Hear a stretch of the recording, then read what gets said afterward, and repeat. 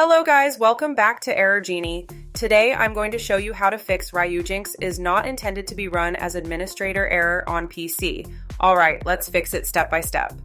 First, create a shortcut on the desktop, then open the shortcuts properties and, in the target field, enter Runas trust level 0x2000 C /, the destination of the exe. That's it. It worked for me. Next, try launching Ryujinx again. In most cases, this alone fixes the error. If you're still having issues, check User Account Control Settings. Go to Windows Search, type UAC, then open Change User Account Control Settings. Set it to default recommended level, click OK, and restart your PC. Now launch Ryujinx again and check.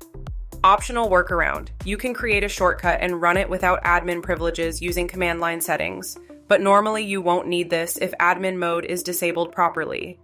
Finally, make sure you don't force admin launch through any third-party apps or settings.